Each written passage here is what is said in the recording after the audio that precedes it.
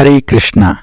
श्रीमद् गौर गोविंद स्वामी महाराज ने जो कहानियों के माध्यम से हमारे भक्ति सिद्धांत को स्थापना किया है, उसमें से आज हम अपना पहला कहानी लेंगे, जिसका नाम है राजकुमार और माया पिशाची। दादी माँ कभी कभार अपने पोते पोतियों को कहानी सुनाती है। छोटे बच्चे कहानियों के बड़े शौकीन होते हैं और वो अपनी दादी माँ से कहते हैं, दादी माँ एक कहानी सुनाइए। और फिर दादी माँ कहती है, एक समय की बात है, एक राजकुमार था। वो जंगल में शिकार करने के लिए गया। जंगल में शिकार के लिए इधर उधर भटकते समय उसने सामने देखा एक बहुत ही सुंदर लड़की खड़ी थी। लेकिन असल में वो बहुत सुंदर लड़की नहीं, वो तो एक पिशाची थी, एक बूढ़ी पिशाची। पिशाचियों को अपना शरीर बदलने का विद्या आती है। वो बूढ़ी पिशाची ने अपना शरीर बदल के एक सुंदर लड़की का रूप ले लिया था। उसको देख के राजकुमार मोहित हो गया और सोचा, इतनी सुंदर कन्या, मैं इसके साथ उपभोग करूंगा। और वो जो सुंदर लड़की के बेस में पिशाची थी, वो भी राजकुमार के प्रति आकृष्ट हो गई। एक आदमी और औरत के बीच में आकर्षण स्वाभाविक है। फिर वो पिशाची ने राजकुमार से बोला, मेरा घर पास में ही है, चलिए मेरे घर को चलते हैं। और जंगल के अंदर ले गई। जो पिशाची का घर था वो एक बहुत बड़े किले जैसा था। उसके अंदर ले जाने के बाद पिशाचियों को बहुत सारे काले जादू आते हैं। उसने उस जवान राजकुमार को एक काली बकरी में बदल दिया और अपने घर में बांध के रखा। दिन भर वो राजकुमार बकरी बन के वहां बंधा हुआ रहता और रात को जब वो पिशाची वापस आती तो उस काली बकरी को फिर से राजकुमार बना देती और बोलती, चलो अब हम लोग मजे करते हैं। पिशाची ऐसी ही होते हैं।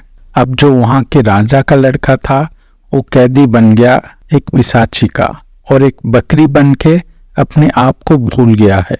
ऐसा इसलिए हुआ क्योंकि वो राजकुमार उस पिशाची को समझ नहीं पाया। उसने सोचा, ये एक बहुत सुंदर लड़की है मेरे उपभोग के लिए, इसलिए वो अभी कैद में दुख भोग रहा है। उधर जो राजा है वो चिंता में है कि उसका लड़का महल में नहीं है, वो बाहर कहीं पे दुख भोग रहा है। राजा अपने बच्चे के बारे में सोचता रहता है क्योंकि वो अपने बच्चे से बहुत प्यार जो करता है। तब वो अपने एक विशेष मंत्री को भेजता है जंगल में, जाओ, मेरा लड़का जंगल में गया था, अभी तक वापस नहीं आया, उसको ढूंढ के घर वापस लेके आओ। वो मंत्री जंगल में जाकर राजकुमार की तलाश करते हैं और देखते हैं राजकुमार एक काली बकरी बन गया है और एक पिशाची ने उसको अपना कैदी बना के रखा हुआ है। राजकुमार अपने आप को भूल चुका है। मंत्री को बहुत बुरा लगता है। तब वो राजकुमार के पास जाता है जो कि एक बकरी बन के बंधा हुआ है और बोलता है, अरे तुम्हें पता भी है तुम कौन हो? अपने आप को भूल चुके हो। तुम असल में एक राजकुमार हो, यहाँ के जो सम्राट हैं, सबके मालिक, उनके पुत्र, और अभी एक बकरी बनकर यहाँ पर दुख भोग रहे हो। तुम अपने आप को भूल गए हो, लेकिन मैं जानता हूँ तुम कौन हो। तुम यहाँ के राजा के संतान हो। क्या है ये? क्यों ऐसे दुख भोग रहे हो एक राजा का पुत्र होते हुए भी? यहाँ से निकलो और मेरे साथ चलो अपने पिताजी के घर महल में। वो जो बूढ़ी पिशाची है उसका नाम है माया, जिसने एक सुंदर कन्या का रूप धारण किया हुआ है और जिसके रूप में आकृष्ट होकर आत्मा यानी कि हम सब जीव जो भगवान के संतान हैं, जो कि समग्र सृष्टि के मालिक हैं, इस काली बकरी की तरह अपने आप को भूल के दुख भोग रहे हैं इस माया पिशाची के किले के अंदर। लेकिन भगवान को ये देख के बहुत दुख लगता है कि उनका बच्चा ऐसे कष्ट में है और वो अपने विशेष मंत्री गुरुदेव को भेजते हैं।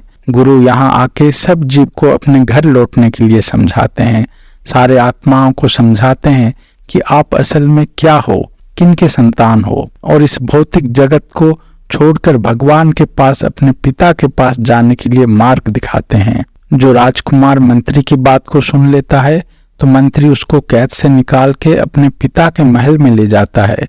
लेकिन जो राजकुमार मंत्री की बात को नहीं सुनते, क्योंकि वो अपने आप को भूल के पिशाची के साथ उपभोग में इतने मजे रहते हैं कि अपना दुख को देख नहीं पाते।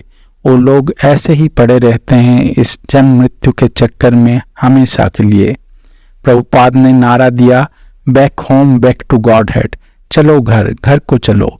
यही तो काम है एक भगवान के शुद्ध भक्त का, जिन्हें भगवान यहाँ पे भेजते हैं हम सब बद्ध जीव को अपना पहचान याद दिलाने के लिए।